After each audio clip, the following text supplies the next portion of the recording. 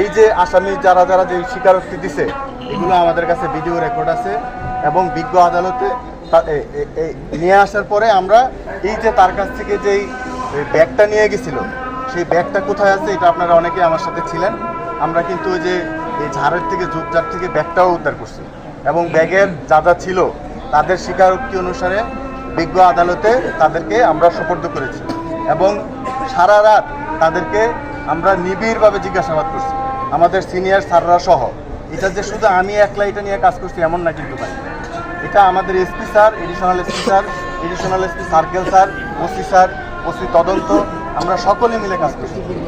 এটা একটু পর পর আমরা যে কী কাজ করছি এগুলো তদন্তের প্রয়োজনে আপনি এখন ভিডিও করতেছেন, অনেক কথা আমরা বলতে পারবো না কারণ এখানে তো আরও এক আসামি একজন আছে না। তো এই যে এই বিষয়গুলো নিয়ে যে কাজ করছি ভাই, কাজ করার ক্ষেত্রে আমরা যখন তাদেরকে জিজ্ঞাসাবাদ করছি এগুলো বিজ্ঞ আদালতে তাদেরকে আমরা সোপর্দ করেছি। বিজ্ঞ আদালতের কাছে তারা ইন ডিটেল, বিজ্ঞ আদালত কিন্তু আবার এটা যখন তাদেরকে আমরা কোর্টে জমা দিয়েছি, কোর্টে যখন নিয়ে গেছি তখন বিজ্ঞ আদালত আবার তাদেরকে সময় দিছে যে তোমরা কোনো ধরনের ভয় ভীতি কেউ দেখাইছে কিনা যে এই মামলার সাথে তোমরা জড়িত, এটা তোমার সময় দেওয়া হলো, তুমি ইচ্ছা করলে নাও বলতে পারো। কিন্তু তারা প্রকৃত ঘটনা, সত্যি ঘটনা এটা বিজ্ঞ আদালতে স্বীকার করছে এবং সেই রিটেন ডকুমেন্টসও বিজ্ঞ আদালতে এখনও আছে, সেগুলো আমরা জানি, ঠিক আছে। এবং এই যে এই ঘটনার সাথে অন্য কেউ জড়িত আছে কিনা, সেই ক্ষেত্রে আপনার যে প্রশ্নটা যে মানিক জড়িত আছে কিনা, ওই সময় পর্যন্ত মানিকের কোনো ধরনের সংশ্লিষ্টতা এই মামলায় আমরা পাই নাই এবং এটা আমাদের সিনিয়র স্যাররাও যাচাই বাছাই করছে। এটা হয়তো আপনি বলতে পারেন যে এইভাবে এইভাবে হয়েছে কিনা বা ওইভাবে হয়েছে কিনা, আপনাদের ভাই আমি একটু বলি, আপনাদের কথায় হয়তো আপনি কাউকে সন্দেহ করতে পারেন, কিন্তু যখন বিজ্ঞ আদালতে গিয়ে আসামি নিজের স্বীকারোক্তিমূলক জবানবন্দি দেয় তখন আদালতের যে নিয়ম, আইনের যে নিয়ম, এর ব্যত্যয় করে তো আমরা কোনো পদক্ষেপ নিতে পারবো না ভাই। তখন তো এখন মনে করেন যে আমি কোনো অপরাধ করি নাই, আমি এই হত্যার ঘটনার সাথে জড়িত না। এখন আমাকে যদি আপনি অ্যারেস্ট করে পাঠাই দেন, আমার পরিবারটা কি মানবে? বা আমার হ্যাঁ এই স্বীকারোক্তি যে যারা দিছে, এটা বলছে স্বীকারোক্তিতে যেই তিনজনের নাম বলছে এগুলো আমাদের কাছে রয়েছে। আপনারা এগুলো বিজ্ঞ আদালতে স্বীকারোক্তিমূলক জবানবন্দি আছে এবং সে সবচেয়ে বড় কথা হচ্ছে আমাদের এসপি স্যার, আপনারা জানেন যে আমাদের এসপি স্যার অত্যন্ত সুদক্ষ এবং এই বিষয় নিয়ে অনেক কাজ করে, অনেক অভিজ্ঞ। স্যার নিজে এগুলো তদারকি করে করে সমস্ত ঘটনার রহস্য এগুলো আমাদেরকে উদ্ঘাটন করতে সহযোগিতা করছে। সেই ক্ষেত্রে যদি কোনো নিরপরাধ যদি অপরাধী হয়ে যায় এটাও তো ভাই আপনি চাবেন না, আবার কোনো অপরাধী যেন না ছাড়া পায় এটাও তো আপনি চাবেন। এখন যেই কথাটা বলছেন যে আসামি কেন অ্যারেস্ট হয় নাই, আসামিকে অ্যারেস্ট করার জন্য ঘটনার পরের থেকে ভাই আমি 2 দিন আমি ঘুম নাই, আমি কোনো ঘুমাই নাই, এটা ভাই আমি জানি। রাষ্ট্রের প্রত্যেকটা নাগরিক, রাষ্ট্রের প্রতিটা নাগরিক তার জীবন আমার কাছে মহামূল্যবান, আমার জীবনের মতো। কারণ ভাই এটা আমার চাকরি, এখানে আমার কোনো ধরনের আমি দেখেন আমি আজকে জ্বর আমার ধরে, তারপরে আমি কথা বলতেছি, আপনারা কিছু মনে করেন না, হয়তো একটু কথা আটকে যাচ্ছে।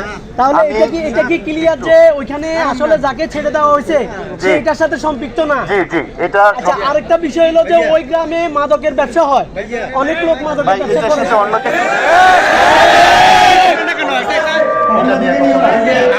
আপনাদের বিষয়টা ক্লিয়ার করলেন না কেন? প্রেস ব্রিফিং এর মাধ্যমে কেন ক্লিয়ার করলেন?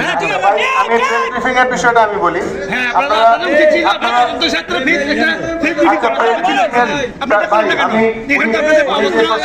এটা মানে সন্দেহজনক।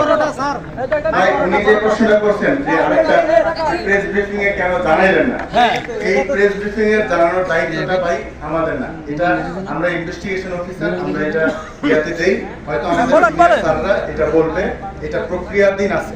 আর স্যাররা হয়তো চাইছে যে বিষয়টা পুরোপুরি উদ্ঘাটন হওয়ার পরে, আসামি গ্রেফতার হওয়ার পরে তারপরে একটা সাংগঠনিক ওয়েতে সুন্দরভাবে প্রেস ব্রিফিং করতে। প্রেস ব্রিফিং তো ভাই আমরা করতে পারি না, এই ক্ষমতা তো আমার নাই, আপনি বুঝতে পারছেন। ভাই প্রধান আসামি যে আছে মাস্টার মাইন্ড হিসাবে ঘোষণা করা হয়েছিল বগদাদিয়া তদন্ত কেন্দ্র থেকে, ওনাকে গ্রেফতার এখনো পর্যন্ত করেন নাই কেন?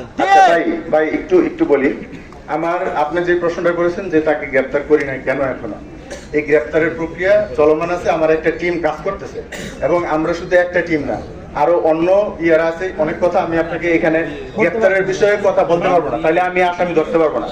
আমাকে একটু সুযোগ দিতে হবে ভাই। এক মিনিট স্যার, আমি শুনেন, আমি বলি শুনেন।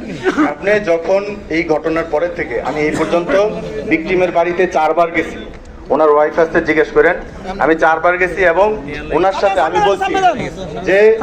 আমি বলছি যে আপনি আমার বোন, ঠিক আছে, আপনার হাজবেন্ড, তখন তো উনি মারা তো গেছে আজকে, এবং ওনাকে আমি মানসিকভাবে ওনার বাড়িতে গিয়ে ওনার সন্তান সহ ওনার সন্তানকে ভাই আমি বলে নিয়ে আমার কথাটা একটু শুনুন ভাই, please। আমার জায়গায় থাকলে আপনি কি করতেন? আপনি আমার কথাটা একটু শোনেন, শোনার পরে যদি আমার খুব থাকে তাহলে সেটা আমাকে বলেন। আমাদের স্যার, আমাকে একটু সময় দেন, আমি কথা বলতেছি আপনার সাথে।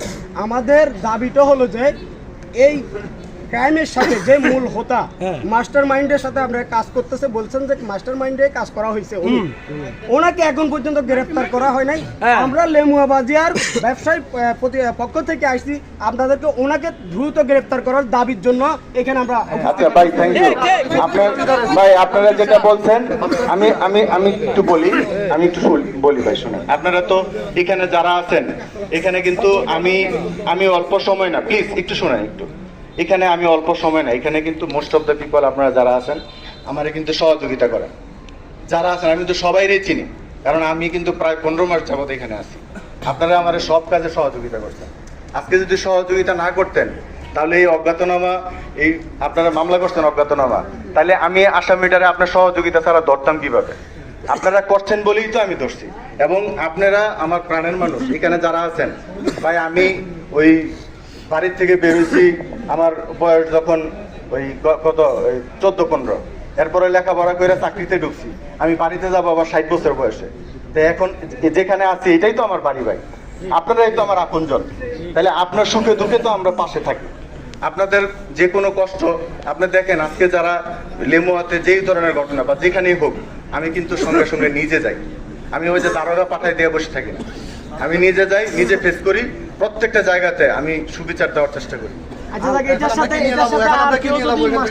আচ্ছা, আপনারা আমার মূল হোতাকারী থাকে, আপনারা তাকেও তদন্ত করে আইনের আওতায় আনবেন। আমাদের আচ্ছা ভাই, আপনার নাম কি ভাই? হায়দার। আচ্ছা, হায়দার ভাই যে কথাটা বলছে যে এটার সাথে যদি কেউ মাস্টারমাইন্ড থাকে, ভাই এটা একটা ডাইমেনশনাল ইনভেস্টিগেশন। এটা আপনি মনে করেন না যে শুধু আমি বা আমাদের যে সাব ইন্সপেক্টর সিরাজ তদন্ত করতেছি, এটা কিন্তু আমাদের আরো বিভিন্ন সংস্থা আছে, তারাও কিন্তু শ্যাডো ইনভেস্টিগেশন করে। এখানে যদি কেউ অপরাধী হয়ে থাকে সে যেই হোক, আমিও তো মরবো ভাই, আমিও তো কবরে যাব। একটা মানুষের মৃত্যুর পরে তো আর কিছু থাকতে পারে না। আপনার অনুভূতি, আপনার এগুলো তো আমিও বুঝি। হয়তো আমার জায়গা থেকে আমি আপনাকে বললাম যে যদি এটার সাথে ইনভেস্টিগেশনে কোনো ব্যক্তি, সেটা আমার বা আমার বাবাও যদি হয়, আমি তো এটা বললাম যে আমার যদি আত্মীয় যদি হয়, এটা এর চেয়ে বড় কথা তো আর নাই। আমি তাকে ছাড়বো না। আমি এটা আপনাদেরকে ওয়াদা দিলাম, এই মাগরিবের সময় আল্লাহর সাক্ষী রেখে, যদি এটার মধ্যে কেউ মাস্টারমাইন্ড থাকে, অন্য কোনো ব্যক্তি জড়িত থাকে, আমি তাকে অ্যারেস্ট করবো এবং তাকে আদালতে সুপর্দ করবো। হ্যালো, ধন্যবাদ স্যারকে।